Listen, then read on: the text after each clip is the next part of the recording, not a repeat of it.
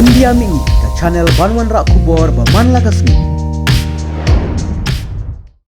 Kawai ka kena kelas kelasya penyap halau para kelas jongka, kene ka jingja kelaja haderadun, baik laidan ke jingken at halor ke social media. Kipulit ke Uttarakhand kila kemno yau new briu halor ke jingsiat yap ya kene ka kena pule, ka belaja ha ke sengi palai haderadun. Kene ka kenthei ke belatip kerteng kum ka Vanshika Bansal ka bepuli ke di Pharma Hasidhat College ka besak ha ka wei ka hostel jong kene ka college ka badan ha Dada Nagar hapo ka jingkmi jong ka Rajpur Police Station.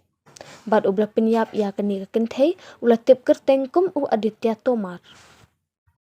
Kat kum ka jingya kren bad USP ka Deradun ujan Mijay Khaduri ula ong ba kene ka kenthei kelasa ha kene ka hostel jong ka college jong ka hadun ha ka sengi pale janmit kalami bat let thi jing thiet bat lagi parlok lem ka jingbut jong u Aditya Tomar u bede upara kelas jong ka u besyong besa Hasan Durwalar Rajpur ha Deradun ula wan poi da ka baik bat patan jubor ya ka Vanshika ban pinsyong ya ka ha ka baik.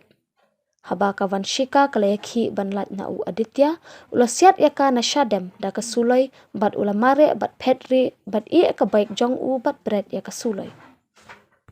Hadien balatip ya kani kipulit kila poi mar ha kani ka jaka bat thuet ya uniu runar.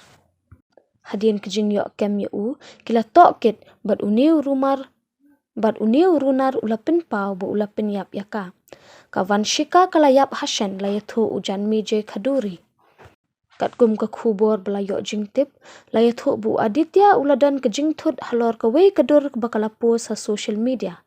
Kini ki arngut kiladan ya ke jingken at halor kani, ka penlong ya ka Vanishka, bakan yathu halaki jongki parlok. Hadien ke jingtip jongki parlok jongka, kala penlong ya ki parlok jongka bakin pai u Aditya ban panmap na ka Vanishka dak babat i kejat jongka lembat ke jing panmap de na kende kedaw kala penlong ya u Aditya ban bat not halor kete ke jing syak le arsap